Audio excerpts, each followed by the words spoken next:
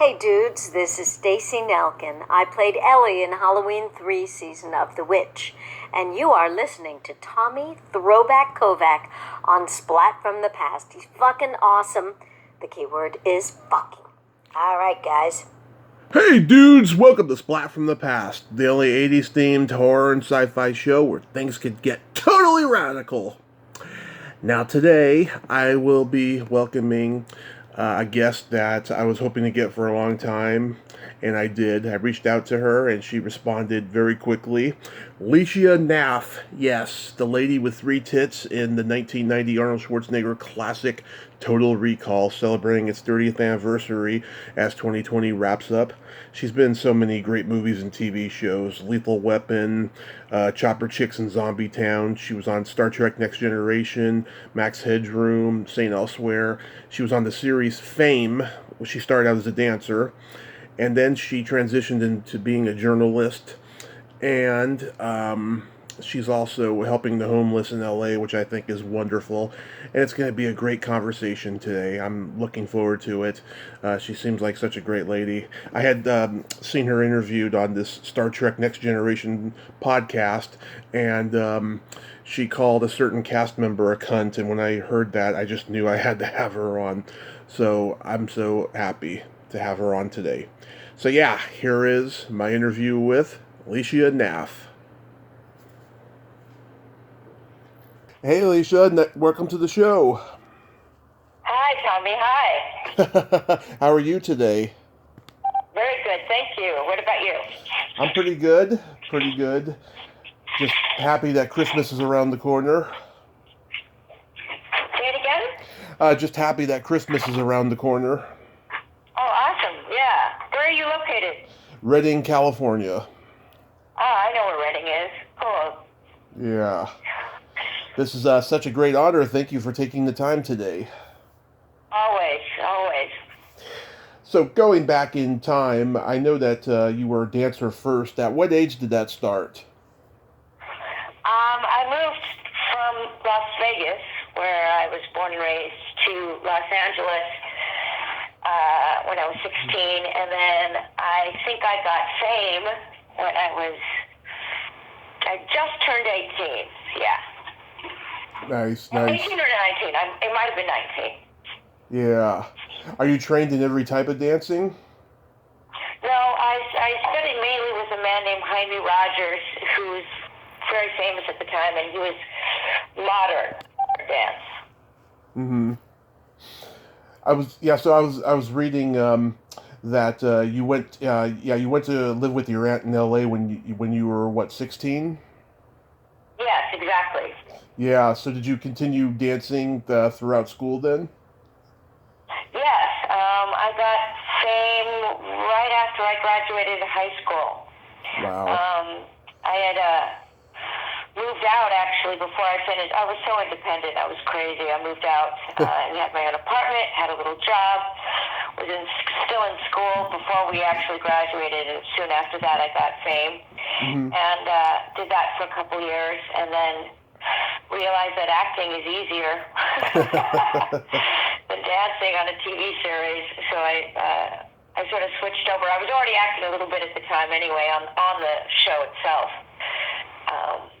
And I really liked it a lot more than dancing. So that kind of took precedent, and off I went into the acting world. Were you studying with any prominent teachers in acting? I don't know if they were prominent. At the time, a guy who was Daryl Hickman, who was a pretty big acting teacher out here. Oh, Dobie Gillis's brother, yeah. Yeah, I studied with him quite a bit. But it was more on-the-job experience at the time. I forewent going to college because I was just lucky enough to be doing little parts for about 10 years. And then I left to become a journalist. And so, so acting lasted from about 20 to 30, and journalism lasted from 30 to just a few years ago when I retired. Mm-hmm. Yeah, I've talked to a few people who studied with Daryl Hickman. That's just so funny because, his... Oh, okay, that's how I know Karen. That's so I know Karen Richmond. Oh, yeah? We met in acting class. Yes, exactly. Her and Barbara Crampton, who you must interview at some point. I wish I could, but she doesn't like me for some reason.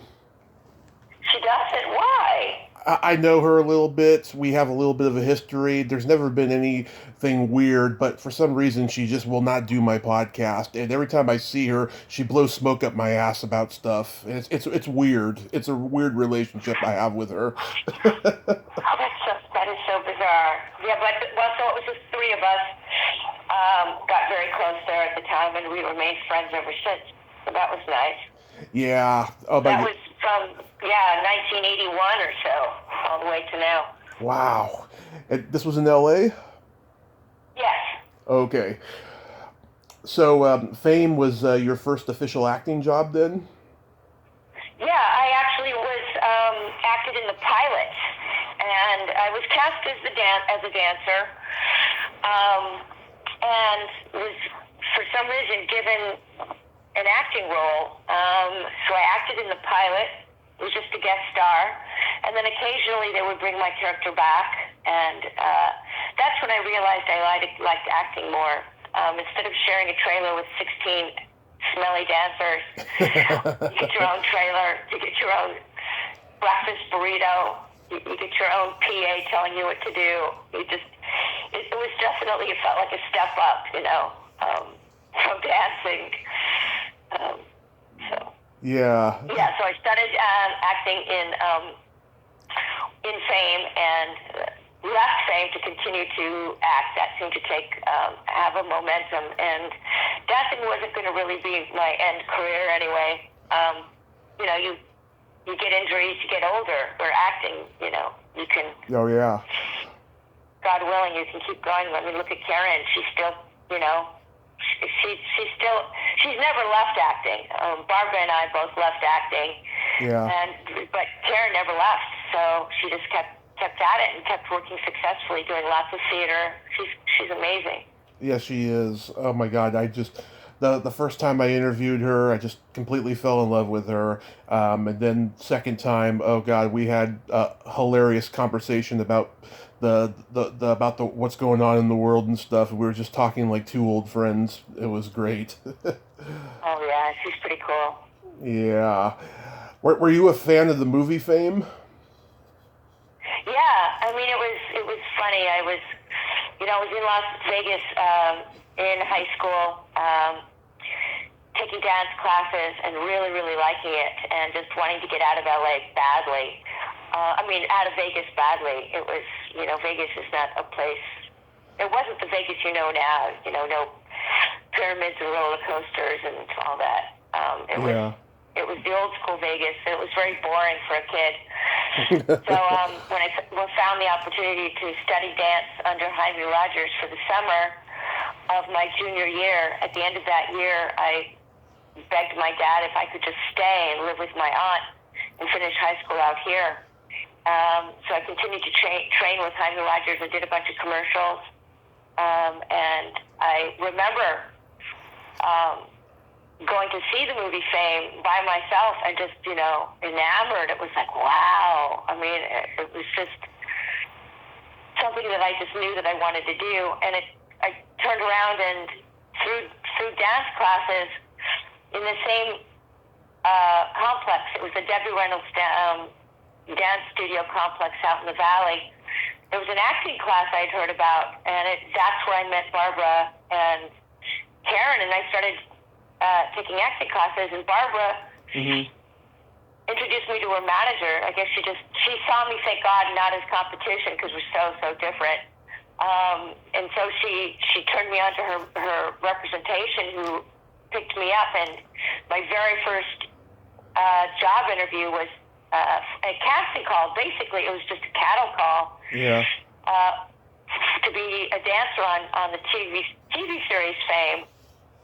And because I was training at the time and I was dancing full time, pretty much on scholarship, I just went there and knocked it out of the park. Apparently, I was the only one they hired. The rest of the dancers came from New York. They had all been part of the West Side Story Broadway team that Debbie Allen starred in, and she just brought her entire dance team out and relocated them. So I was the only one in Los Angeles that they'd hired. But I was a fan of the movie, and of course, one of the reasons I came to LA in the first place was because my dance teacher in Las Vegas said, there's this place called the High School of Performing Arts, and would tell us these stories, and it was like, oh my God, kids can do 3 pirouettes in a row? Oh my God. It was just such a fantasy, and then I got to play out that fantasy in Fantasy World, Yeah. as an actor, so that was pretty fulfilling. Plus, I was paid to do it. That was nice. Yeah, I talked to Antonia Franceschi from the movie. She's one of those guests who was trying to get out of the interview. She was like asking me about my journey when we talked at the very beginning. That happens sometimes, especially during quarantine.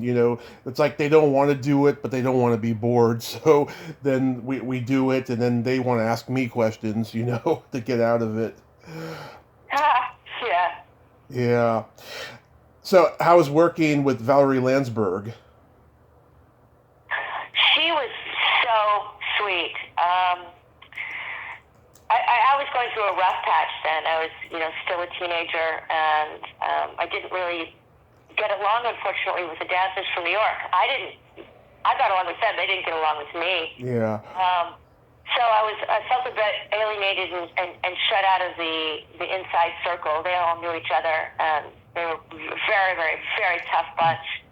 They were really rough to break into and to befriend. But Valerie and her sister Shayna, who became a very famous casting director out here, they were so sweet to me. They were one of the nicest people. They could see me walking around MGM, downtrodden and forlorn and sad, and they just would always just try to cheer me up, and very, very, very, very sweet people.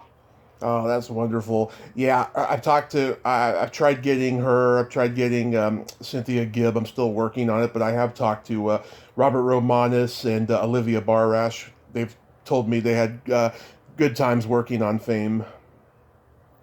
Yeah, I was only there for the first 2 seasons, 2 years, so I didn't work with them, but it was fun. I mean, because the MGM studios still existed. Now there's Sony, and they're bought out by the Japanese, but when you'd walk on those days, you were walking onto the MGM lot, that was so full of history, and it was just magical. You could just feel it. I just feel it in between the sound stages.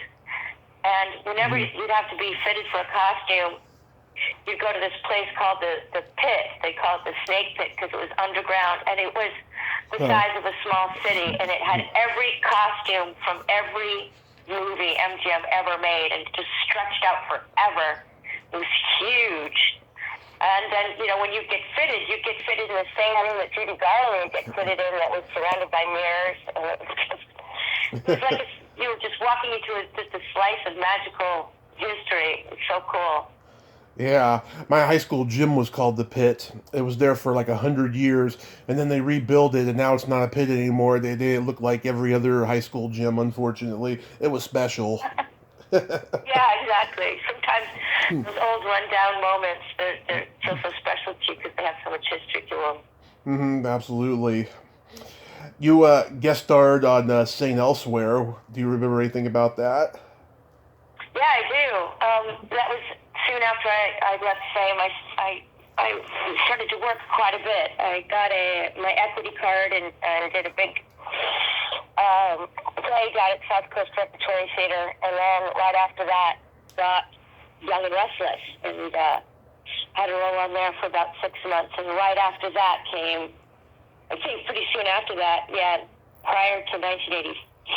So I got St. Elsewhere, and I worked with Denzel Washington before Denzel was Denzel. Yep. And Howie Mandel before Howie Mandel was Howie Mandel. Yeah. And it was filmed at the MTM Studios, which was Mary Tyler Moore's lot on Radford and Ventura Boulevard in the Valley. Right. And it was a 3-episode arc, and I was just thrilled I worked with Leo Penn, who was Sean Penn's dad. He shot the final episode I was in, and I had to do quite a bit of crying. I played, as usual, being ethnic. It was, I was pretty much typecast solely to runaways, drug addicts, runaways who were drug addicts. This character was a runaway drug addict who had chlamydia and was locked up, and his baby died. Then I, graduated to hookers and prostitutes, and let's see, what else did I play? Maids, anything ethnic. It was a period where white dominated. I could never even audition for the girl. I was always the girl next door, the girl's girlfriend, the second banana. Yeah. But anyway, on this particular time, this 3-episode arc, I was the guest star in tons of scenes. And Leo Penn was already very, very established, a real tough ass. Yeah. And it was a scene where I had to be crying. And he was, right before we started to shoot, a makeup artist came in to put those drops in your eyes to make you cry. Or actually, they would be tears that would run it. And I was like so righteous because I was, a trained actor. And I was like, I can make myself cry. And he goes, well, you better, because we're not going to do a second take on it. And I was like, I can cry. And he was like, well, you better be able to cry. I was like, you're making me cry right now. You're being so mean. So anyway, I was very able to cry when, who was it? Was it Denzel who came in and told me my baby is dead? I forget. Yeah. I forget. And so anyway, I was able to cry, and that was nice. And the only other thing I remembered was, I had already done my first film, Clown of the Cave Bear, where I met James Remar, who is a rather well-known actor. Yeah. And he smoked clove cigarettes, and I was just fascinated by him. So of course now I have to smoke clove cigarettes.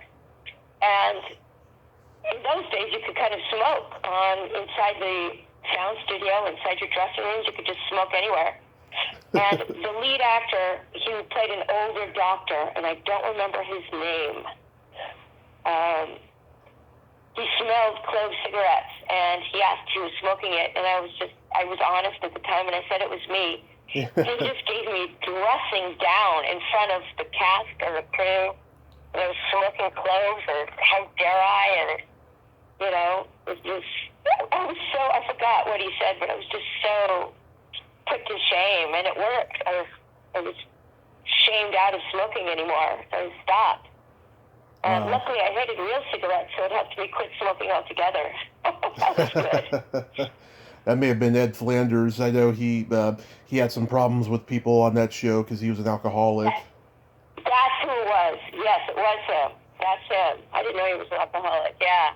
He was a very good actor, but that's who it was. Ed Flanders, yeah. Yeah, very good actor, but that's sad when stuff like that happens to people. But yeah, I think that show had probably the most talented and best assembled ensemble cast of any 80s show.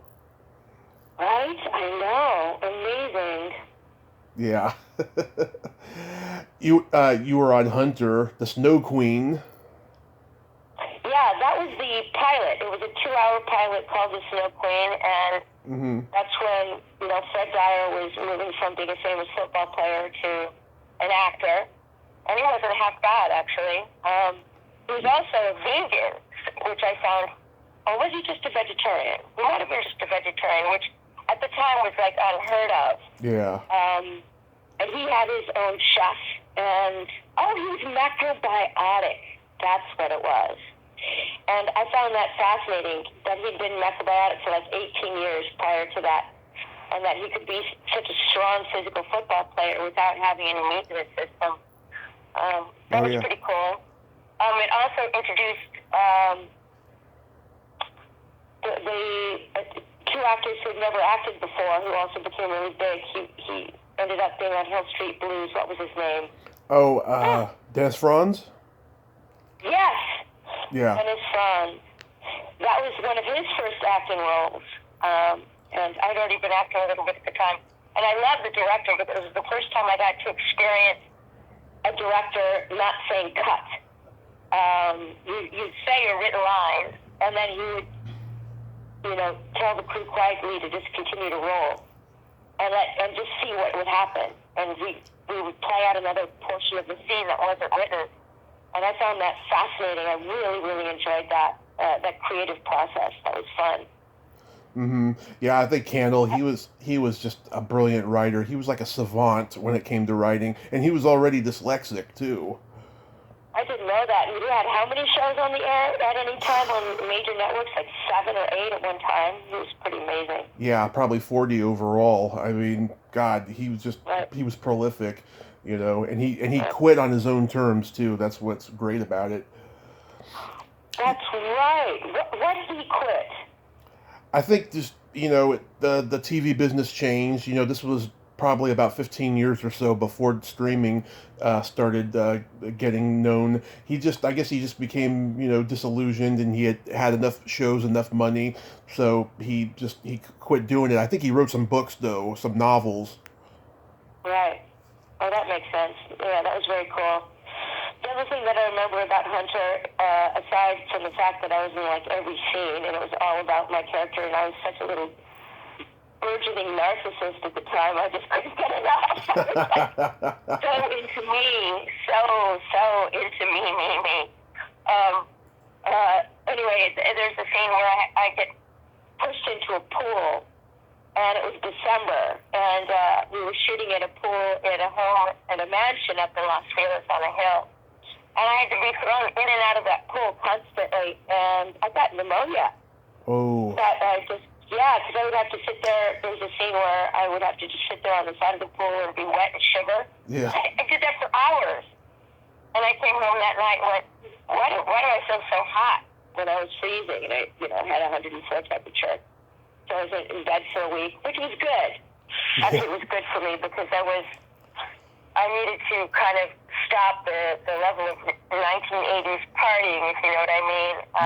It was very common to do. And that kind of kicked all the drugs and alcohol out of my system, and I kind of went straight after that, which was good. So sometimes negative things have a silver lining, I agree, absolutely. You mentioned before about the clan of the Cave Bear. I think they made you look good as a cave girl in that. Thank you. I actually liked the way I looked as a little Neanderthal. It was a 6-month shoot. I mean, no movie had that budget at the time. In fact, this was 1984. It had the highest budget of any movie ever, which was at that time $50 million. And Michael Chapman had never directed a film before, which was a huge mistake to give him this sweeping saga. But he just won the Oscar for in the DP on Raging Bull. Yeah. So they gave him his own movie. So sadly, he didn't know how to relate to this ensemble of actors, and we had a 2-month rehearsal period. The first month, or just actually the first couple of weeks, was here in Los Angeles, and then they flew us up to Vancouver, where we had this extensive training, which was just beyond fun. I mean, it was just amazing to be, Neanderthals. And poor Michael was so shy. He just felt so crippled with shyness. He wouldn't talk to the actors. He wouldn't come in on rehearsal. We rehearsed each other, and there was professionals like archaeologists and anthropologists who were training us to teach us to create our own version of sign language.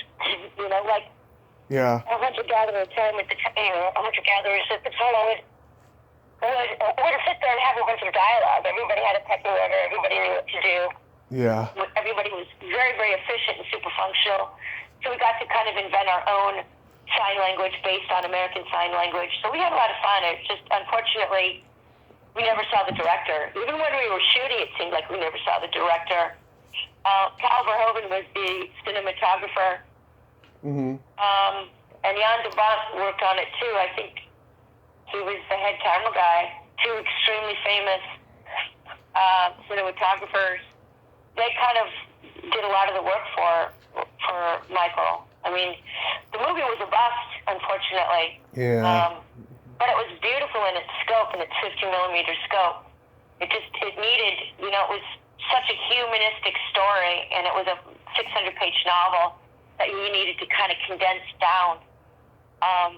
And it didn't translate, unfortunately, Yeah. Anyway, it was an amazing experience, something a kid would never forget. I mean, 4 months of shooting in the Yukon and the Northwest Territory, and every morning helicopter into location. I mean, in these tiny little choppers and these little Cessnas. It was, walking on an actual glacier, or just having these adventures that were why one gets into acting, to just have these adventures you wouldn't have as a normal person. Yeah. Curtis Armstrong, he looks funny as a caveman in it. Who? Curtis Armstrong.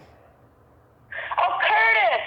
Yeah. Curtis, yes, this was before Curtis did Revenge of the Nerds. Yeah. Curtis and I were very close friends. He was married at the time, and he remained faithful to his wife, which was wonderful, because a lot of the actors who were married didn't. And he was so funny, and he had such a great personality. And when he came back and got Revenge of the Nerds the following year, couldn't have happened to a better guy. He's a good guy. I met him twice in one day at a convention. First time was great. Second time, he was kind of a jerk because it was the end of the day, and my friend, who had been taking a nap in the hotel all day when I met him earlier and stuff, was getting his autograph and stuff, and he got mad that I got in the picture with the two of them. And Natasha Henstridge, who was at the signing table next to him, she was very nice to me and my friend before him. She actually stood up for me, and I thought that was very nice of her. Oh, interesting. Yeah, he might have just been grumpy. I've never seen him be short with anybody. Yeah. Oh, he was very nice the first time. We talked about Harry Nilsson because he's an expert, and I love Harry Nilsson's music. I mean, it was a good experience. I mean, I'm sure I'm at fault there for getting in that picture, but yeah, it was funny. How was making Lethal Weapon? Well, I think it was just like one day. I got paid for a week. I got to meet, actually my scene was with Danny Glover, but I did get to meet, Gary Busey? Jesus Christ, I'm not that old. Gary Busey? And yeah, after I auditioned, I just auditioned once, which was nice. I didn't have to go through a battery of auditions, which used to happen, callback after callback. And as I'm leaving, he's walking into the casting office, and he was pretty much my height. And, he was young at the time, and he was just built like a brick. He was so strong, and he was wearing tight jeans. And I remember looking at his ass and going, oh, my God. Now I understand. Oh, my God, he's so sexy. He's just amazing. Fortunately, I didn't get to, really talk to him or anything, but yeah. I did get some eye candy. It was fun doing Lethal Weapon, all dressed up and no one to blow. Once again, I played a hooker. I've always played a hooker. Yeah. The thing is, I got to graduate from like hooker number 2 to hooker number 1, and then eventually I get my own name like Mary or Dixie or, So I was moving up in the world as far as the long line of prostitutes I played. That's good. As I told you, ethnic was not in, and really until I was already out of the business by the time ethnic started to get in the 90s, with Jennifer Lopez and In Living Color. But when in my day, through the entire solid 80s, it was everyone who looked like Barbara or Karen. Yeah. Just as white can be, all American. And the feedback I would get was, oh, she's too ethnic. We're looking for an all-American. And I just remember that word, all-American. So I tried so hard. It was so pitiful, Tommy. Yeah. I would put hydroquinone on my face to bleach my face. Michael Jackson style. I would wear blue contacts. I would lighten my hair. But there was no way I could get around the way I looked. I mean, it just didn't look like a white girl. So now that line is blurred completely, thank goodness. But not in my day. So I tried so hard to change my look, which was kind of sad, but it didn't work anyway. Well, you always looked good, and I have to say, this is the only Christmas movie you've been in. I'm interviewing Christmas movie people all month, and this is the only one you did. I didn't even know it was a Christmas movie. Yeah, this is the only one in which, there's Christmas in it. Oh, okay. God, that's pretty advanced. Very good. Yeah, and then Richard Donner directed Scrooge, the next movie he made. Oh, right. Richard Donner, yeah. You guessed. And Joel Silver, who's still in the business, who was the producer on the film. Yeah. Yeah. You guest starred on Max Headroom. What was that like? That was back on the MGM lot, and to be honest, I don't remember too much about it. Yeah. It must have been such a small part, but I actually don't remember. I know I have the credit, and I know that I did it, but maybe I was in some sort of blackout. I don't know. I don't remember. I'm sorry, Tommy. It's okay. I used to watch Chopper Chicks and Zombietown on USA Up All Night when I was a kid. Oh my God, how embarrassing for you. Are you, why? What's wrong with you? Oh, I saw all of Barbara's movies on USA Up All Night when I was a kid. Right, yeah. When I was shooting Hunter, Barbara was shooting Reanimator. Yeah. And there were times where I'd spend the night at her house because I didn't want to be alone. I was working so much at the time, and she was much more of a stable individual. But the first day I went to her set, when she was shooting Reanimator, I think it was a 5 or 6 week shoot, I met the actor who played the doctor. Oh, Jeff Combs. Yes, Jeffrey Combs. Yeah. It would be a great interview. Have you tried to interview him? I've reached out to him. I met him at a convention. He was very nice to me. Yeah, he'd be a good interview. He was a trained actor, and the minute I met him, I don't know what happened. I fell in love with him, and we ended up being in a 1.5-year-long relationship where I was just really completely infatuated with him. Yeah, I basically lived in his bed at his house. We actually even did a play together called, no, it wasn't Spring Awakening. It was Sound of Peanut. It was a play called Sound of Peanut at the Odyssey Theater, I think it was. And I loved Jeffrey. Soon after that, he got married and stayed married to the same woman he's with. Yeah. Sweet guy. His wife was the hotel clerk that Eddie Murphy gives shit in Beverly Hills Cop. Oh, no kidding. Yeah. Cool. I love that scene. Yeah. He'd be very impressed to know that I know that. Yeah, you would be impressed if you knew that. Totally. Yeah. That's a way to get in with him. Yeah, I'll Find him like you did with me. Find him on Facebook and send him a personal message. Okay, I'll see what I can do with stuff. I actually would love to interview his friend in Reanimator, Bruce Abbott, because I met him once and he was a sweetheart of a guy. Sweetheart. He was. In fact, he was married to the woman who played the woman in Terminator. What was her name? Linda Hamilton. Of course. I'm so glad you're a movie geek. You're filling in my blanks. We actually played, I think it was either Scrabble or some board game one night, all of us, Linda and Bruce and Jeffrey and I at Jeff's apartment, and we played all night long. And he was such a bubbly, charismatic personality. Yeah. And Linda was so shy. She was sweet, but she barely said 2 words. She was just, and she'd already done Terminator. She was already famous. But she was very withdrawn and very quiet and very shy. That's what I remember about her. Oh, yeah. Yeah, he told me that, he had met her on the set of a movie called Tag the Assassination Game, and Kirstie Alley was up for her part, and he had dated Kirstie, I think, a few years before, but he said he always wondered what it would have been like if he had married Kirstie, because he said hopefully she wouldn't have turned conservative or do that stupid show where she was fat. Oh, right. In fact, I worked with Kirstie Alley, too, on a series that she helmed called Masquerade, over at 20th Century Fox. And I remember being in the makeup room with her, getting my makeup done. And the makeup artist, I don't know why I remember these stupid details, Tommy, but Go ahead. I'm sitting there putting on my own mascara. For some reason, the makeup artist did my whole face, and I'm putting on my own mascara. And I was done pretty quickly. And I remember Kirstie Alley sitting next to me, and she took an extra hour more after the makeup artist was finished with her, putting more makeup on, more and more and more and more. That's my only impression of her. Plus, she was very thin at the time. Yeah. It was really wild. And she had those beautiful, beautiful kind of crystally, see-through blue eyes. Yeah. It was definitely before she was a Scientologist.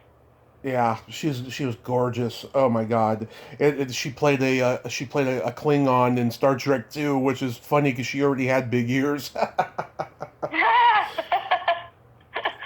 why she got the role. Yeah. Now in Chopper Chicks, you work with a couple other great dancers, Vicky Frederick and Gretchen Palmer. That's right. Actually, Gretchen had to step out of filming. I don't think she was in it, was she? It said she's credited, yeah. You know what? She got pregnant. She was just only 5 weeks pregnant while we were still in rehearsal, learning to ride motorcycles. And I think they paid her salary, but they dumped her because of the danger, I suppose. And they hired Jamie Rose instead to take her place. And Jamie Rose was married in this, or I think, right? And she was to Billy Bob Thornton, and that got Billy Bob his SAG card. He had already won the Oscar for Sling Blade. Unbelievable, but he didn't have his SAG card. So they gave him this horrible bit part playing a wife beater, perfect for him. Yeah. In Chopper Chicks. Yeah. And Chopper Chicks in Zombietown at the time was called Chrome Hearts. Because the burgeoning haute couture fashion house called Chrome Hearts was just beginning with Cher inspired motorcycle clothes, motorcycle jackets, and they did our wardrobe and our really cool motorcycle jackets and stuff. Mm-hmm. So it was called Chrome Hearts, but during distribution, Troma, which was known for picking up B films, not even B, baby. Yeah. C- films. Gonzo films. C-. Yeah. So they picked it up and renamed it Chopper Chicks in Zombietown, which of course made so much more sense because that's what it was. It was, unfortunately, I didn't even see it all the way through. But it was, when I started to watch it, I went, it's either funny, scary, kitschy, sassy. It was like none of the above, unfortunately. It laid flat on every level, and it could have really been a cult classic, and it sort of became one anyway. But the good news about that is I always wanted to learn to ride a motorcycle, and I ended up giving my entire salary back to the production company to buy the bike that I rode in the movie, and since then, I still ride. In fact, I rode on Tuesday. When it was really warm out here for one day, and I've never stopped riding. Nice. The bike has just gotten bigger and bigger, and out of proportion with me. With each passing year, my bike is like 700 pounds, and I'm like 100 pounds. Yeah. Crazy. Yeah. Now, from listening to that other interview you did, you had a good time on Star Trek: The Next Generation. Yeah. That was shot at Paramount at the same time Mission Impossible was shooting. And I remember walking by sets that were completely covered in like black tarps and had guards outside them. And I'm like, what? Is the Queen inside there? What's happening? And it was Mission Impossible. Even back then, he was, very secretive and very full of himself and always covering himself with security. But yeah, I loved Star Trek: The Next Generation. Sadly, I think it was the second season, 1986, maybe 88, somewhere in there. I did the last 2 episodes, and they dangled in front of me the possibility, they meaning the writers, producers. At the time, the writers were the producers, so they were almost the same. That I would be able to maybe come back Unfortunately, I didn't. In the canon of Star Trek, my character falls in love with Geordi, and Geordi falls in love with me. Mm-hmm. And so much in love with me that he's willing to take this life-threatening, well, possibly fatal surgery to restore his vision or to create vision for him in the first place. And he'd take off those glasses that look like a ventilator system on it. And because he was so in love with me, he wanted to see me. Yeah. And that's the way the classic canon goes.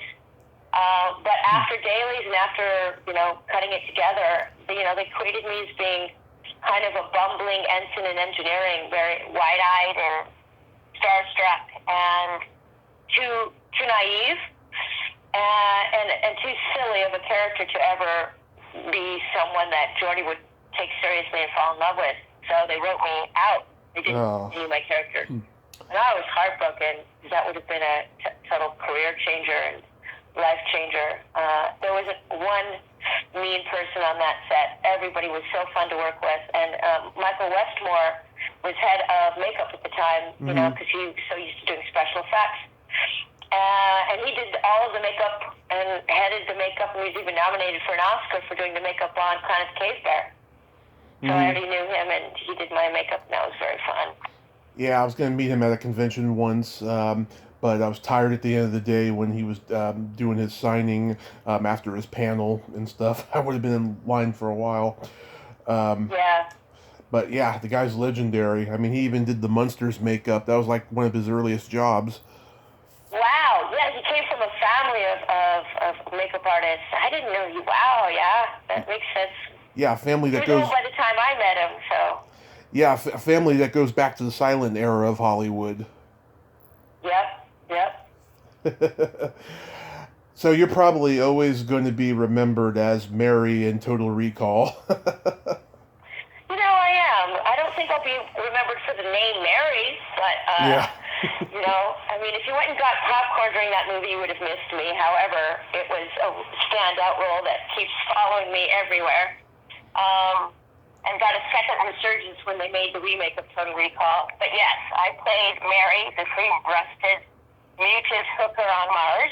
Yeah. Thank you very much. And, people don't even remember Sharon Stone was in the film, but they remember me. Yeah. Did they let you keep the tits? I get asked that a lot. Yeah. I didn't.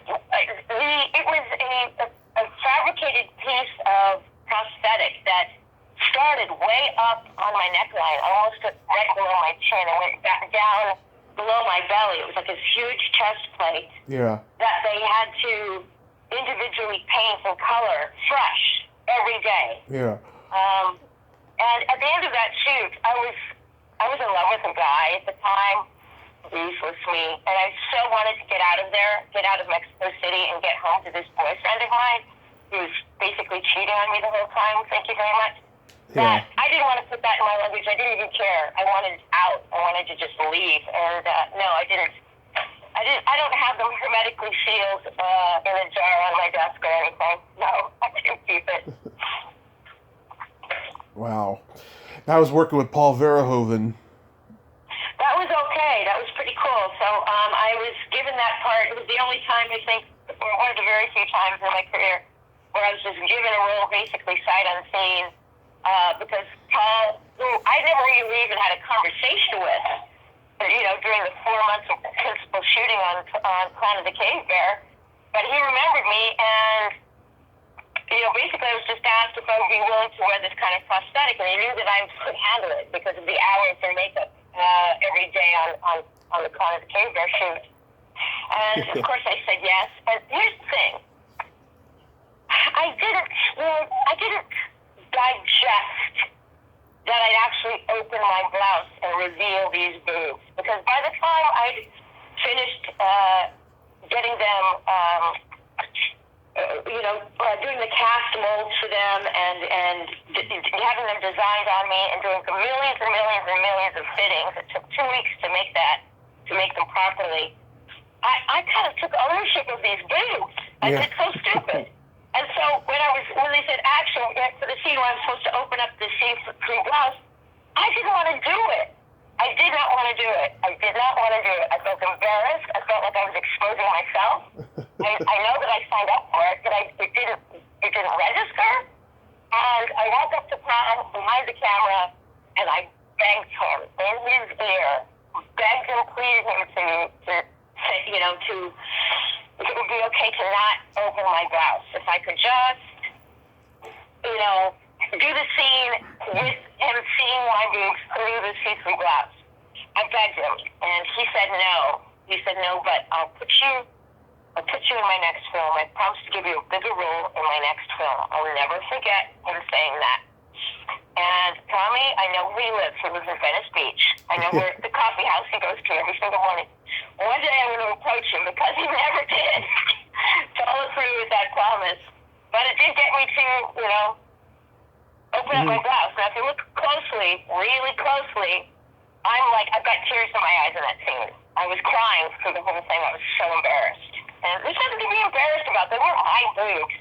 But they looked so real, and there are 3 of them.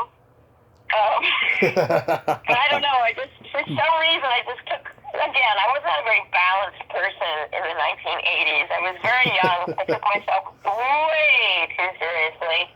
Hey. I did not have my feet on the ground like Barbara and Karen. I really didn't. This wasn't normal. And so I basically cried through every scene. It was so stupid. Anyway.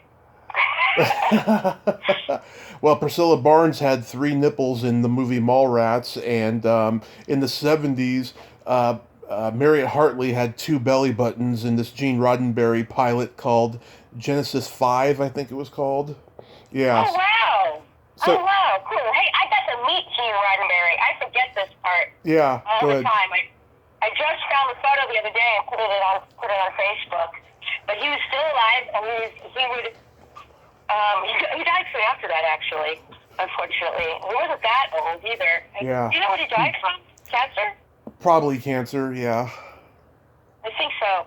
But his reputation was such that he had his little paws on every single script, which makes sense. Mm-hmm. And he was on the set on every single day of principal photography, which I found fascinating. Not controlling everything. He was hands off, but he wanted to be physically there. And that was the time when Whoopi Goldberg was was in the series, and I got to take a picture of Polaroid. Remember those old-fashioned things? Oh, yeah. I have a Polaroid of Whoopi Goldberg and I. It was very sweet. Nice. Actually, he actually died from a vascular disease. He was into every drug you could possibly imagine, and he had diabetes and all that stuff. Darn it. Well, I mean, you kind of can understand with his imagination that he enhanced that imagination, with hallucinogens or chemicals, because the shit that he came up with we're living out that tech now. I mean, to talk about ahead of his time. Everything that he kind of created has come to fruition that we just thought was his imagination, his drug-addled imagination, Yeah, it did. It really fueled it, I have to say. Do you remember doing the pilot for The Flash?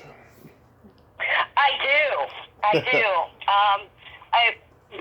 My personality remembers what doesn't work always first.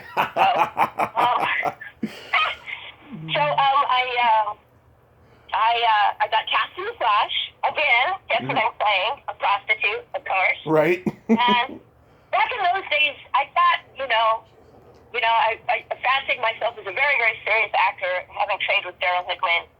And all of my characters smoked. I really didn't smoke anymore after I got shamed on that set of St. Elsewhere. But for some reason, I decided that this character needed to smoke. And you forget that if you take a puff, you have to keep smoking exactly the same way in every angle, in every pickup shot, in every close-up, in every master shot. After you say this line, you have to smoke, and then after this line, you have to exhale.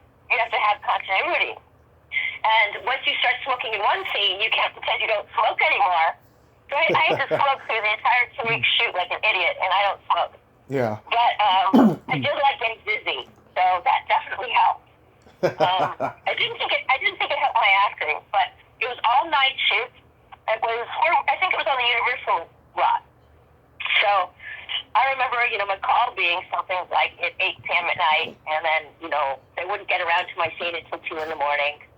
And then we would shoot outside all night long, and then shoot into the early morning inside, and then, go back to that schedule. So it was my first night shoot. I didn't take it well. I, for some reason, couldn't train my body to stay up at night. So, when they would say cut, I would go back to my dressing room and sleep. And then when they called me back, I'd wake up. So I slept between every scene, which was, not what actors do. That's what I did. Yeah. I also remember it. I don't remember so many of the scenes except when I see people posting clips on YouTube or Facebook. Of course. But I was a real over-actor, Tommy. My God. No, Jesus. You did just fine. Don't be hard on yourself. Oh, jeez. I mean, I'm in a prison cell and they're smoking us out and I'm coughing and I'm throwing myself against the wall and I'm falling to the ground coughing and my eyes are rolling up in my head. I was like, geez, give it a rest, girl. Just do it with your eyes. Just do it with your eyes. Whole body. But that was actually part of our training. Barbara Crampton and Karen Richmond and I, we were trained by Daryl Hickman, who had a particular brilliant technique that really involved connecting your voice to your emotions and connecting your body to your emotions. So your entire instrument was connected to what you were doing, connecting to honoring the words on the page, honoring the writer's intention, and really committing that way.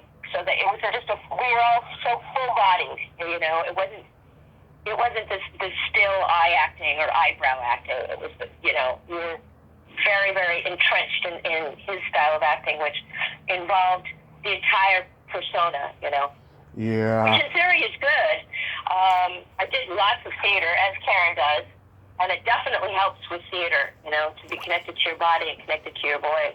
Oh, of course. Yeah. I mean, theater's for the soul, and on-camera acting, that's for the people making the money, as they say. Good way to put it. That's right. Well, theater is an actor's medium, and TV and film is more of a director's medium. Of course. So that's kind of how it works. Yeah. Yeah, I talked to Paula Marshall, who was in the Flash pilot too. She was actually written out after the pilot. She was supposed to be recurring. She was pretty upset about it at the time, but she likes the way her career went, though. But it's showbiz. Well, what happened? Did she say why? I can't remember why. I guess they thought because Amanda Pays was the love interest on the show that they didn't really need another girl to be recurring or something. Yeah. That's how they made those decisions back then. If you looked too much or smelled too much like the lead, you were out, and they'd either replace you with someone very different or just cut you out. Yeah. Yes. Which is, I'm sure that's the reason why you got out of acting to get into journalism. Well, acting got out of me. I mean, I wish I could say, I grew up, I turned 30 and thought, I should do something with my life, which was true.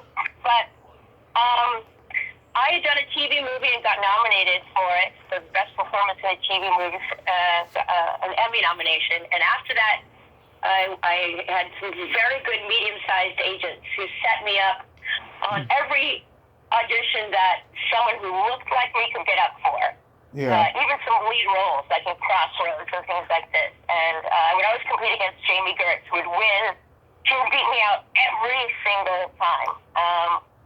So what happened was, that following year after the Emmy nomination, I didn't book one job. And I was trying too hard. I was putting a lot of pressure on myself. I think I was choking a lot in auditions. I mean, auditions are just... They suck. Not for the faint of heart. Yeah. They suck. They suck.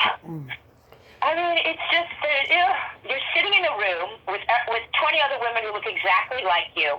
Right. And many of them, you're thinking in your head, yeah, she is more like the character than I am, and they've never cast me. So it's just this minefield of psychological bullshit that you go through in your brain before the hour and a half when they finally call you in.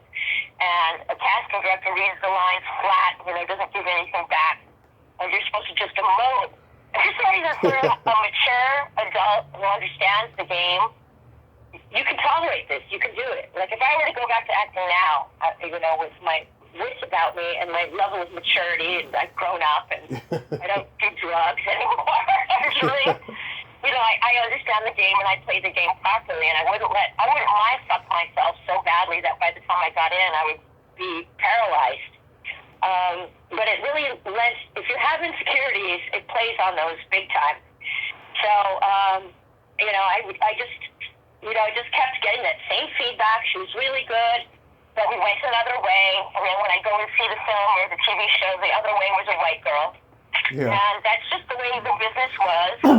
And so after the end of that, my agents dumped me. And I went into a shock. Because even though I was very insecure, I was also kind of a burgeoning narcissist. You can imagine. Just like every actor in Hollywood. Yeah. So I was like, they dumped me. Oh my God, how could they do it? And then I sat there and thought, my boyfriend had just gotten hired for a normal job in Portland, Oregon. And I thought, he's an intellectual. He'd always told me I should go to college. I never went to college.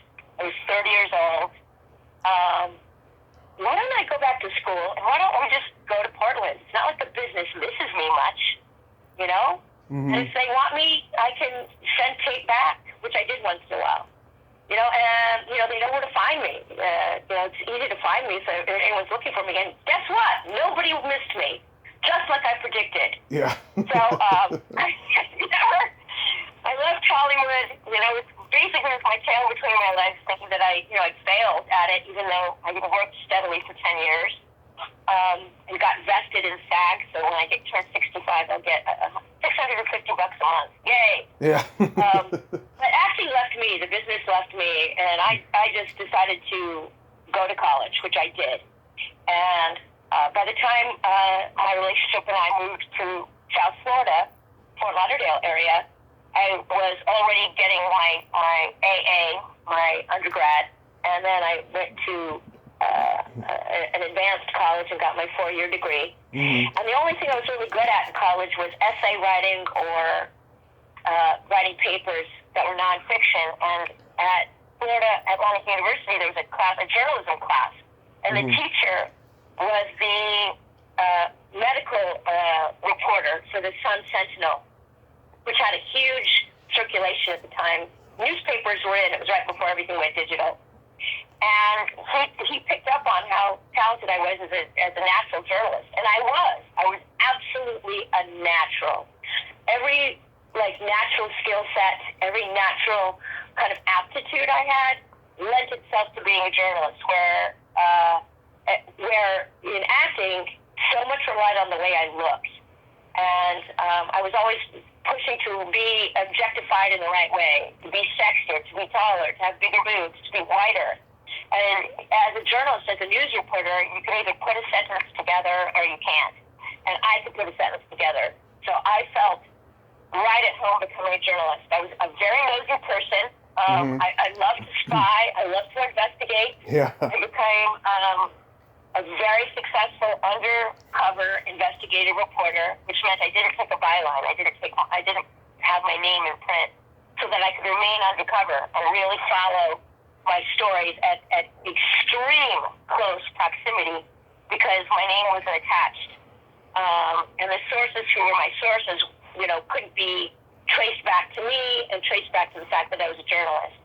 So I became an entertainment journalist, a celebrity journalist, and I got to follow extreme high-end A-list actors to the point where I'm sitting next to them all the time and they never knew. And I really got to spy. When I say close proximity, I mean close proximity. Yeah. I could smell their breath. Where other reporters and journalists couldn't even get close. Because I didn't really care about a byline. I didn't care about my name attached to anything and moving up the masthead, moving up the corporate ranks or anything like that. I liked the money. Yeah. And I liked being undercover. So that's where I really shined. So from age, 30 to early 50s, I'm 58 now. I retired about 5 years ago. Mm-hmm. Yeah, exactly 5 years ago, right around this time. I was a journalist, and with each job change, with each magazine or newspaper change, I was able to advance my pay scale. I would be able to advance my career, mostly being a freelancer. And I just had this chutzpah, the kind of chutzpah that made me pain in the ass on the set, made me perfect as a journalist. You know, I would just dig and dig and dig, and I wouldn't take no for an answer. And I really knew how to get around. At that time, it was called the Sunshine Law in Florida. When I started the Miami Herald, I worked at all three newspapers there: the Palm Beach Post, the Sun Sentinel, and the Miami Herald. And they were in high competition. You know, you just have to think of all these retirees who all would get all three papers, or at least two of the papers, every single day. So it was the perfect training ground for daily news competition. We're always rubbing elbows with the competition. By the time I got to the Miami Herald, I was just really enjoying it. And the Sunshine Law was in place in Florida, which means all government officials have to completely expose all of their records. They have to be open in the sunshine, which meant that even though I was covering a small town called Davie, Florida, which is a little horseback riding town near the Everglades, I could go to the city commissioner's office every morning and say, let me see all of your mail. And I'd get to look at every single bit of mail, all of the receipts. I was looking for scandal. I was looking to find corruption. I never found them, because when you show up in the morning and say, let me see all your mail, they're not going to show you all their fucking mail. Yeah. They're going to show you the mail they want you to see. So I never got to actually bust anybody. Not that anybody was bustable, but I really took the bit in my mouth and chewed down and went for it. And that kind of gusto and hardcore competition really paid off for me. Oh, that's wonderful. Yeah, I don't consider myself a journalist, but everybody around me does, because of allegedly how good of an interviewer I am and so forth. But I do get treated like a journalist in a good way by a lot of the people that I interview. I've become friends with them, and we talk privately, and they tell me stuff that they wouldn't tell me on the podcast. I have dinner with them whenever I'm in LA and stuff, and oh my God, I have just gotten so much dirt that, maybe someday if I write a book, I'll reveal. It's just, oh my God, crazy. Right, exactly. But that's the tough part. You are a journalist, because if people are confiding in you off the record, that's what journalists do. The bummer is, you've won over the trust, and now what you do with this amazing secret, like Nicole Kidman is pregnant with Ewan McGregor's baby, and you know this for a fact. Yeah. By the homeopathic doctor that's treating her to miscarry. And what do you do? It's just, oops, it's out now, Tommy. I just said it. There you go. First time on a podcast. That was true, actually. I'm sure. Tom Cruise, brutally divorced her, sight unseen, tapped her phone lines, which is illegal, cut her out from his life, cut her out from all her adopted children, because she went off to France and was making, what was the name of the movie? Not Cabaret. The one where she's dancing and singing off of chandeliers. Chicago? What's it called? Chicago? No. No. No. She was with Ian McGregor. Nicole Kidman. I don't even know how to spell Ian McGregor. Let's see. Not Gregor. Oh, Moulin Rouge? Moulin Rouge. Yes. She was shooting Moulin Rouge and got pregnant and called home and told him. And he divorced her when she was out of the country. I mean, he had so much power.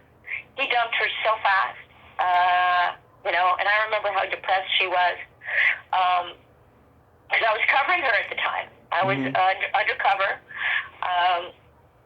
And I had gotten a tip through the magazine I was working with, got her a homeopathic doctor who worked part-time at this homeopathic pharmacy in Santa Monica. had prescribed her these natural remedies to miscarry. And she was early enough in her pregnancy where she could do this. And she did. She miscarried. I think she took something called Tansy. T-A-N-Z-E-Y. T-A-N-S-E-Y. Tansy and pennyroyal. For any of your listeners who've gotten knocked up and don't want to take the morning after pill. These two herbs, if you drink them in high quantities, right before they become toxic and kill you, they'll give you an abortion. But Tom was such an egomaniac, and he dumped her right then and there, which was great because look now. She's so happily married, and she's got 2 gorgeous kids. Yeah. She's in love, You just promoted the new abortion clinic. Yeah.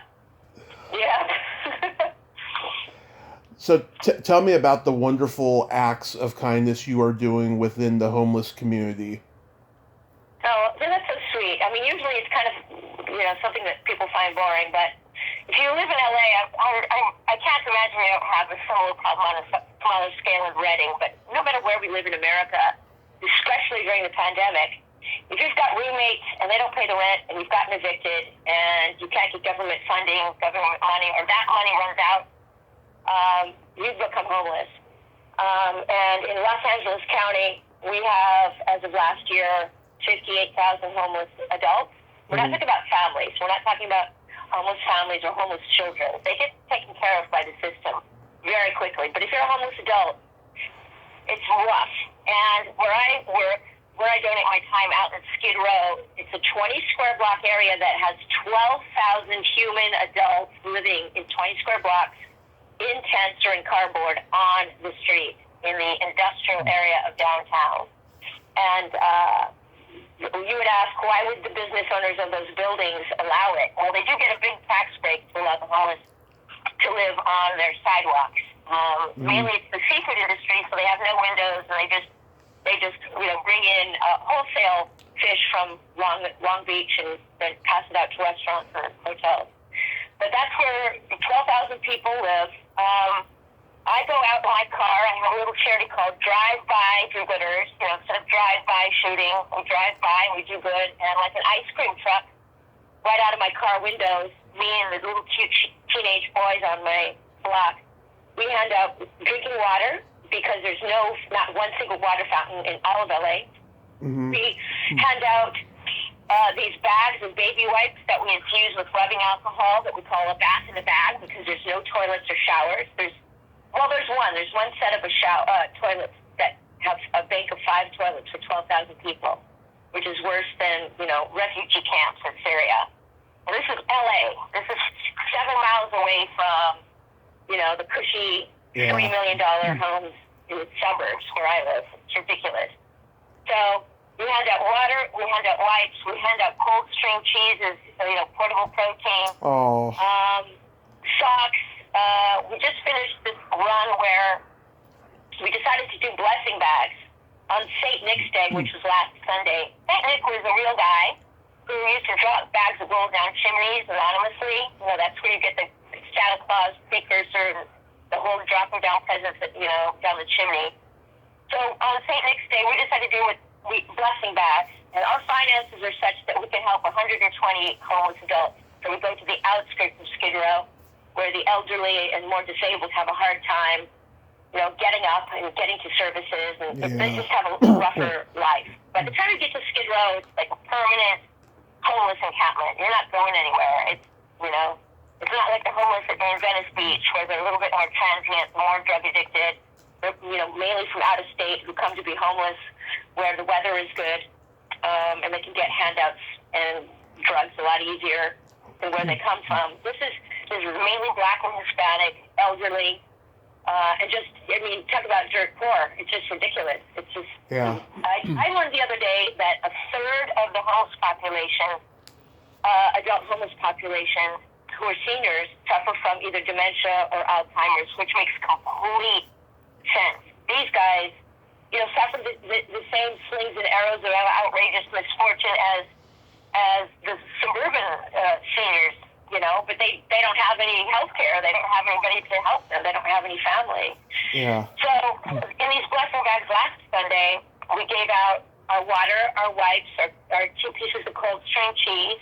We gave out hats, gloves, brand new socks, toothbrush, toothpaste, and a handwritten Christmas card in each one of them, along with 2 bottles of water. And we had a little caravan. We had 2 cars and 4 teenage boys who are just so cute. And who literally give up. I swear to you, Tommy, I just can't get over my volunteers. I have to shout them out all the time. Because they're skateboarders and surfers. And these kids decide not to go skating or surfing or sleep in even on a Sunday morning. And they show up at my house. And they make these wipes. And I load my car with all this water, 240 bottles of water. And we roll out to Skid Row, and we hand this stuff out right from our car window. And I've been doing this since 2013. And in 2015, I ran out of money. I was still a pretty successful journalist, but I would put aside 10% of my income every year at the beginning of the year. I would estimate, okay, I'm going to make this much this year, pretty much. So what's 10% of that? And I would use that like a spending spree on any charity I wanted. And since 2013, I was spending it on the homeless rather than on dogs and, inner city soccer teams and stuff like that. I just looked at the homeless population out here and went, holy shit. Yeah. These people look like my brothers, uncles, sisters, mothers, grandparents, They're my ethnicity, and they're absolutely unloved. So, but by the middle of 2015, the 10 grand or whatever I put aside, I drained already. And I was like, shit. And then one of the women who I kind of looked after and took on as a little bit more of a special project, because she was an elderly black woman who didn't drink or use or didn't have an addiction. She was just plain old poor. Yeah. And she said, why don't you ask your friends for money?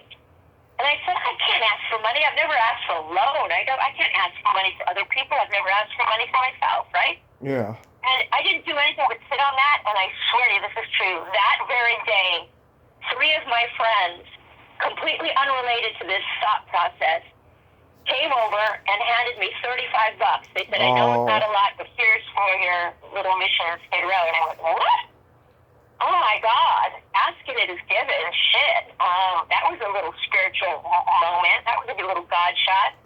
Yeah. Since then, I looked online and became a 501c3 so that I could maybe write grants or go to Costco and beg out money from other people. The only problem is nobody gives a flying fuck about adult homeless. It's like, get a job. If you can talk and beg for money or steal my bike out of my yard or whatever people think of the homeless, which is terrible. They're not put in high regards out here. You know, I'm not going to give you my hard-earned money. You go, you became lazy or you became drug addicted. They just don't understand. You can't keep. Go ahead. Me and my mother were homeless in San Francisco for 4 years, and we did not hit that level of homelessness where we were begging, but we saw it, and we tried to get into those programs. They're freaking full of shit. They only help you if you're convicted or you're a minority with children with no job. It's so fixed and biased and bullshit.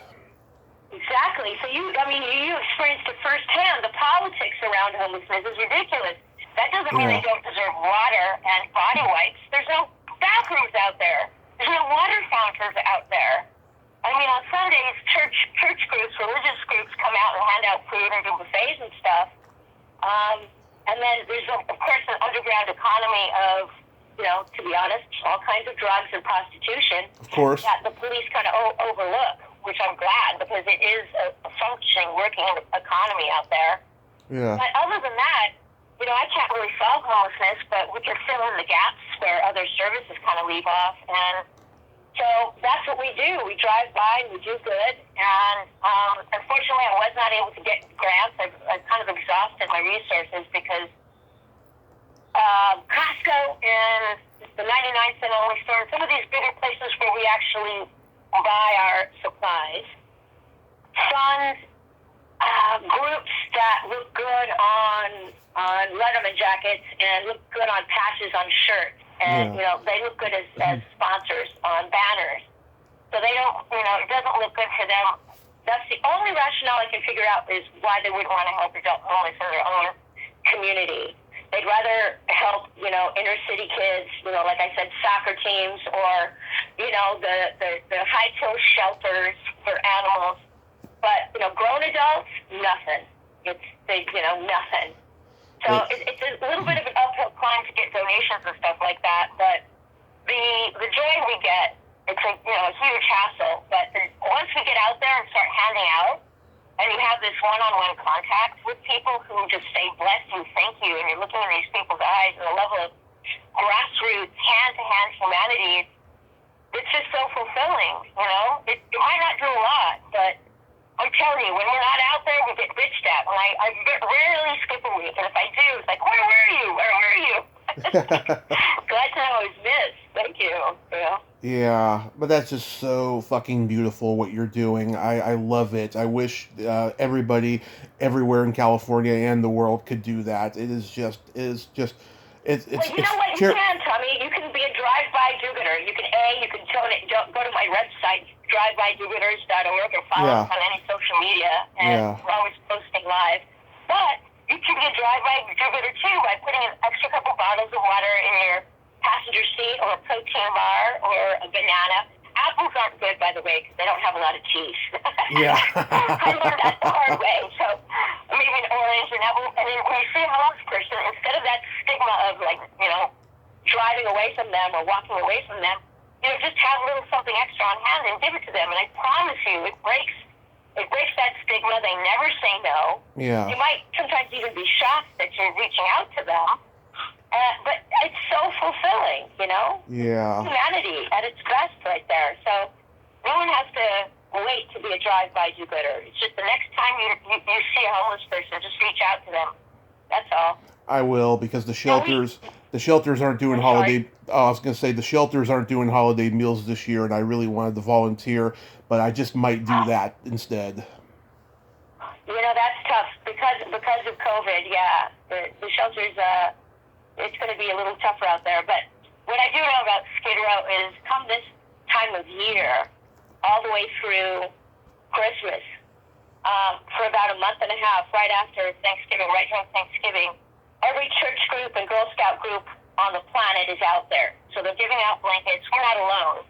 But come January 2nd, we're alone again. It's just us every weekend. We don't see anyone driving out there and doing good, which is sad, because we can only help 120 people with bare necessities. Yeah. Like I said, there's 20 square blocks, there's 12,000 people right there. Yeah. So it's rough. I'm so sorry that you and your mom had to kind of go through that. It's life circumstances led you, to have to deal with that.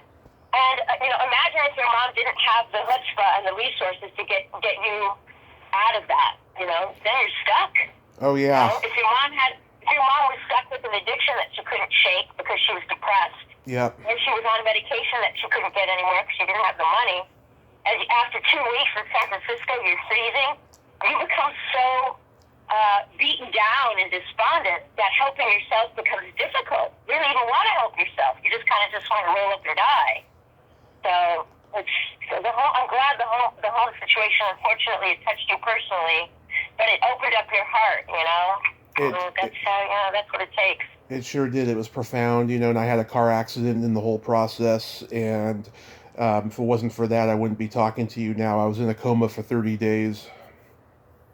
Oh. Wow, how did you, I can't ask you how you pulled out of it, but when was this? This was in January of 2015 in San Francisco. Me and a guy that I was hanging out with at the time, who ended up being a piece of shit. I fell asleep in the passenger seat. He fell asleep at the wheel. We ended up in the middle of the road, okay, but then a car collided with ours, and then the impact hit us, and I got the worst of the injuries. Oh, wow. Yeah. Wow. Do you have any sustained problems from that? I got bad arthritis in my leg because I broke it in 7 places. I had a mild heart attack. I I broke some teeth, fractured my hand, but I'm okay overall. I just need to lose weight because that's not good with a stent in your heart. But depression does kick in, and that's why I gained weight again. But other than that, I'm great. I walk with a cane, and I can't run anymore, which scares me because I'm afraid I'm going to be in public and there's going to be a shooting or a bombing, and I'm afraid I'm not going to be able to get out of it. Oh, no. Yeah. Oh, my God. So, well, I mean, you do have lasting damage because now you run a podcast. This is... So you do have some sort of brain damage. This has been a saving grace for me. It's funny. I didn't have any head damage, but people would argue that I did because I want to be in show business. I did stand up for 10 years in San Francisco, and I've done a little bit of acting here and there, but I love what I'm doing. I mean, I want to keep at it. As soon as everything's under control, I'll figure out a way I can make money out of it. I don't want to monetize the show because I feel that's exploitation on the guests I have, but I will figure it out, once my debt's paid off. And in the meantime, I love talking to wonderful people such as yourself and, making friends out of it. Oh, good. Oh, thank you. I'm glad to be a part of it, and I'm very, very sorry for your misfortune. Oh, thank you. Yeah. Were you able to get some settlements out of it? Or was it a hit and run?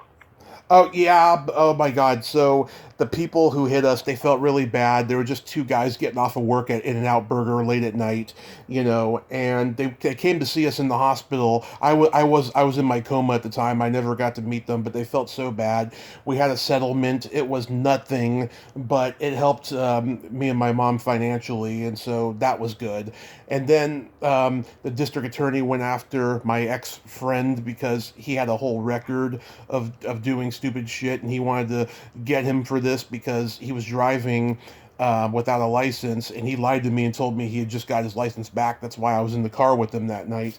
And long story short, after dragging that out in court until moving up here to Reading, he did like 90 days in jail and then got out on a 3-year sentence. And so I'll never talk to him again with all the shit that I know that he did. Because he told the cops that night that I was just a stranger he met at a bar and that I was driving the car. But then they investigated and found out that I've never driven in my life. So... Oh, Jesus. Oh, I'm okay. I'm looking at your Facebook page. You're so cute. You're posing with Kelly, who's one of my close friends. Oh my God. Is that how you got my name? I mean, this is my tribe that you're friends with. Not at all. I just, I remember you from the movies and stuff. And then I had thought about reaching out to you maybe a year ago, but for whatever reason I didn't. But then when I saw you on that Star Trek podcast, I was like, oh, I've got to get her. To call Debbie Allen a cunt, I fucking gotta have her. Oh, yeah, you're right. I called Debbie Allen a cunt. Yeah, and I'll call her a cunt again. I really do hope that it gets back to her. I mean, and I won't get into it because it'll just freaking depress me, Tommy, but yeah. I mean, what she did to me as for my personality, I mean, it was psychological torture. I mean, she did everything she could from day one. I don't know if she was jealous of me or she was always angry at me. Yeah. And she treated me like a slave. Yeah. She treated me like a third world. Third world. Inhumanely, and I was the only one. Yeah. I was the only one she treated that way. I mean, I kind of don't believe in karma, but if there is karma, she hasn't gotten it yet. Because she keeps moving up in the fucking world. Yeah, I had never heard anything bad about her before that, but I always saw, in every talk show interview I ever saw, she's got this aura about her that just oozes. She wants to, say that she's above this interviewer. You know what I mean? It's just, she's got some kind of arrogance about her that I don't like. She does. Yeah. She does. I mean, she's I was a narcissist in training, but she has it clinically, she's like a clinical narcissist. Someone is trying to call me. I'm sorry. You're going to cut this, right? You're not live, right? I'm not live, but I could if you wanted to. I'm not gonna answer, but I'm sorry about this. Hold on. Swipe down to reject. Oh shit, that's the person. Oops, I know who that was. Oops, I just rejected someone. I wanted to talk to. Well, hold on. You will cut. I mean, this is the boring part. Hold on. I have to just send this message real quick. It's actually for drive-by do-gooders. Somebody's giving me a whole bunch of views. Oh, they're for children. Oh, the shoes are for children. Okay, yeah. hold on. Someone on Nextdoor.com had a whole bunch of shoes they were giving away. So I was reaching out to give them away to the homeless adults tomorrow. That's what it was. All right. Anyway, sorry about that. Yeah. Yeah. Okay. So without getting political, Donald Trump has a particular personality where he's never wrong, he's always right, Yeah. and he lives a level of fiction despite evidence, despite hard evidence. He lives a level of fiction that's unreachable, untouchable, and he'll never be shaken out of it. Narcissists don't get healed. This is what Debbie Allen is. Yeah. If you call her a narcissist, she'll make an appointment for a therapist for you because there's something wrong with you that you think she's a narcissist. You're so fucked up. So they always shoot it back on you. She's ruthless. She's ruthless and brutal. And that kind of bitchy taskmaster personality that she created in the movie Fame and on the series Fame, that's how she is normally, but added to the 10th power. I mean, however, she's also a kiss ass. That's why she was able to move up into choreography and directing and move her career up and up and up. Yeah. Because she knows how to kiss ass among those she wants something from. She really knows how to play both sides of it. If you can't do something for her, this is what a clinical narcissist is. If you can't do something for her, if you don't add something to a narcissist's life, you're immediately cut out. You're removed. We Exactly. don't need you. You're useless to them. Exactly. But if you're of use to them, you're in the inside circle. But the minute you're in the inside circle and you become irrelevant, you're out. Yeah. So there's a lack of humanity, a lack of empathy, and it's one of those like 7 deadly sins in the DMSR, one of those clinical diagnoses, along with bipolar, schizophrenic, histrionic, borderline personality, clinical narcissism. Out of all of them, if you read the DSM, narcissism is at the top of the disorders that patients who have it don't get fixed, don't get healed. Because they don't think there's anything wrong with them. They don't need to get fixed. They don't need medication. They don't need therapy. They don't need to get healed. You do. How dare you? That's what a narcissist is. Now, out of our group, Kelly, me, Barbara Frampton, Karen Richmond, all of us, the only one who doesn't have any narcissistic personality disorder at all is Kelly. She's free from that completely. Yeah. Have you interviewed Kelly? You have interviewed Kelly, right? I interviewed her at a festival, and I've been friends with her for a long time. So, yeah, I mean, she's an absolute sweetheart. She's like almost too good to be true. I know. It's like you think she's so sweet that it might be fake, but you keep looking at it like as if it's going to crumble, and you look deeper and deeper inside her soul, and it's like, shit, no. Sweet people exist in the world. She's the real deal. You're never, ever going to corrupt her. You're never, ever going to turn her into, like my favorite C word, you're never going to turn her into a cunt.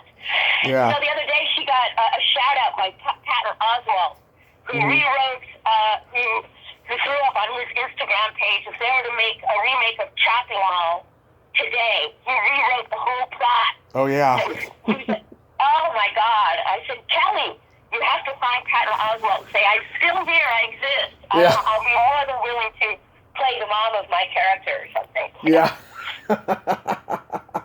Yeah, I met her at my first horror convention ever, about a year after the accident. I became fast friends with her and Catherine Mary Stewart, as evident in that picture.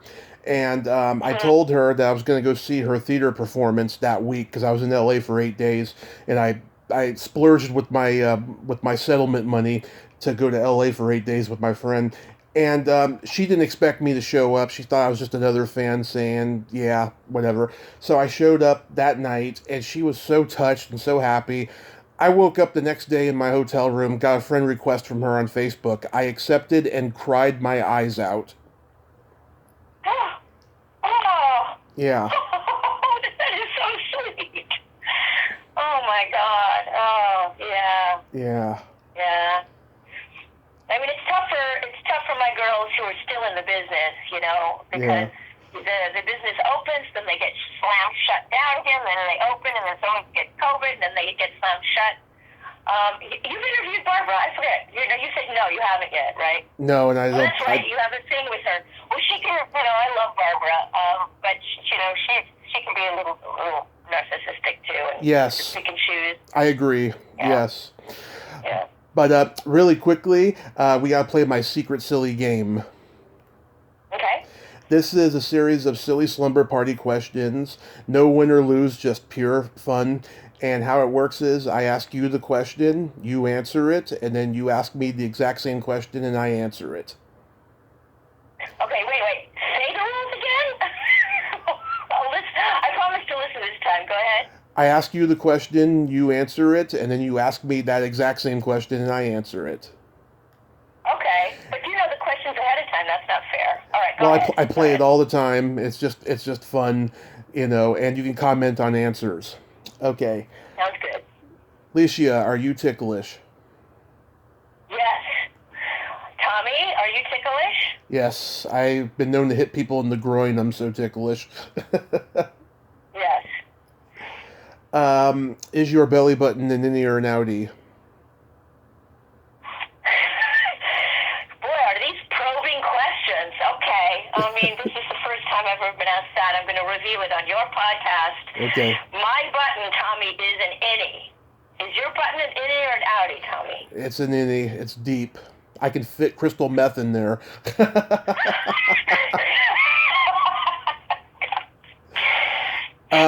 What color are your toenails painted? They're disgusting COVID brown at the moment. No, I'm kidding. They're usually painted some shade of blue, but they're not painted at the moment. Oh, I hate to ask you this question, but what color are your toenails painted, Tommy? Au naturel. Oh, thank God. Okay. Oh no, I usually go bright colors, but right now there's no reason to. No one's gonna see I'm not going out or anything. Right. What would you say is your best personality trait? My sense of humor in any situation I'm in, I can actually find something that's funny about it. I agree. You do have a good sense of humor. Oh, thank you. Of course.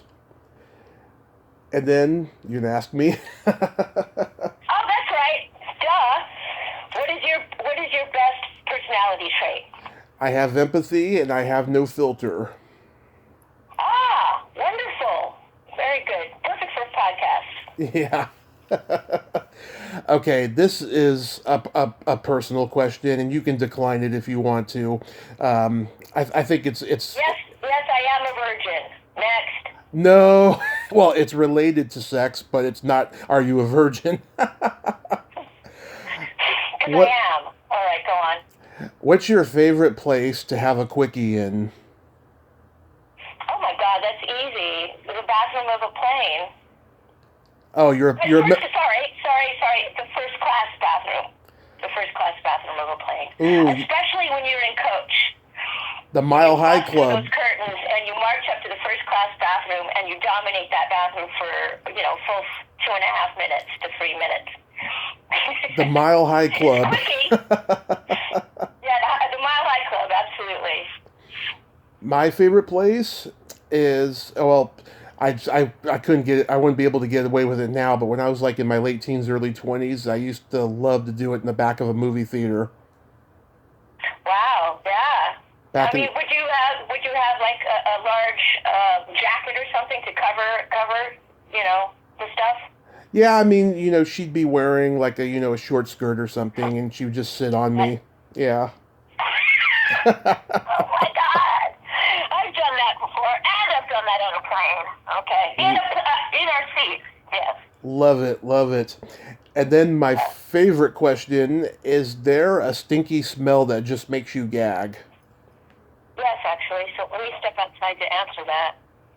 What's that? I have a tenant in my guest house. Uh-huh. Who will never hear this podcast, but she has two very large dogs. Mm-hmm. And whatever she cooks or whatever she does in there, the combination smell of her furniture, her body odor, her dogs. I don't know how through the filtration system and the heating system, it filters into my house, and I smell it in my hallway, and it smells so bad it pisses me off. So that's the answer to that. The smell that makes me gag is my tenant, which I feel terrible because I live off of her rent. Oh my God. And then for me, it's either farts or dirty feet. Yeah, well, that one's better. You're right. And I have a couple Christmas jokes that I'd like to tell. Please do. Why did Frosty the Snowman have a smile on his face? I know it's going to be dirty. Does it have anything to do with the carrot? No, I don't know. What? He saw the snowblower down the street. Nice. Perfect. Good, it is dirty. Yeah. All right. I'm remembering that and stealing it. Next. Why did Santa frown upon getting a sweater for Christmas? I don't know. Why? He wanted either a moaner or a screamer.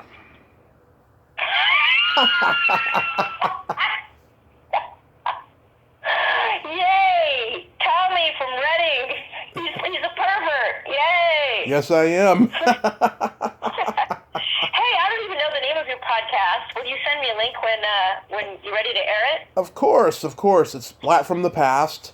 I came up with that because I was just a horror-only guy when I first started, and then I decided not to limit myself, especially when dealing with frickin' horror people. They're frickin' beyond narcissistic. They're frickin' sociopaths, a lot of the horror people, and I worry about, Kelly and Barbara being part of that regime, but, that's the reality. But, yeah, I call it Splat from the Past. Splat was a pun on blood in horror films, and for the fact that nerds go splat when they see Barbara and all the Scream Queens on screen naked. That's right. Oh my God, that's so true. Well, people like Barbara and Kelly, yeah. For some reason, because how would I explain this? There's something normal about their personalities, even though they're actors, and Barbara definitely is a little bit of a narcissist, and I love her. She just donated $500 to my charity 2 minutes ago, so I shouldn't really down-talk her. But they stayed above the fray. They saw it as a way to work as actors and a business that kept wanting them. Just like, soaps. It was kind of the bottom of the rung for actors, but they were beloved. So they really kind of, found that genre. They took that genre to be their own because that's where they found success. And that's only where they found success. Yes. So it's like a soap actress who can't break out of that medium. So they were able to kind of stay above the fray and kind of not absorb weirdness. But I will tell you one story. Go ahead. So when I was shooting The Snow Queen for the series Hunter, yes. I was staying at his house overnight. A lot, because I just didn't want to sleep by myself. I was weird during that time. I was doing what we call outside issues in Alcoholics Anonymous, meaning drugs. And she was shooting the animator. And, we were also both into, spirituality, and we were going to channelers. It was, in the mid-'80s. Yeah. We were channeling and all that kind of stuff. Yeah. And there was something about her shooting the first horror film, The Animator, and what she'd have to do that gave me the creeps and made me feel like I don't want her to draw that in to her life. I don't want her to draw in that negative, scary-ass imagery. I would never see a horror film because I was too sensitive at that time. Yeah. And lo and behold, what happened to her, she was living in a house in Hollywood. She got broken into when she was at home. She got robbed. Wow. God, she wasn't tied up in rapes or anything. But it was within the first week of shooting, her house got burglarized. And for some reason, I connected the two for some weird reason. I don't know why. But anyway. That's crazy. Well, I'll tell you, you're one of the most fun interviews I've had in a while, and I thank you so much for coming on today, Lycia. Oh, anytime. If Karen's done it twice, I want to do it twice. So when when I booked that show that I'm not allowed to talk about, Yeah. they just made me sign an NDA. I got in big trouble for talking about it on another podcast. Okay. Let's not talk about it. Hold on a second. Thank you. Just drop it.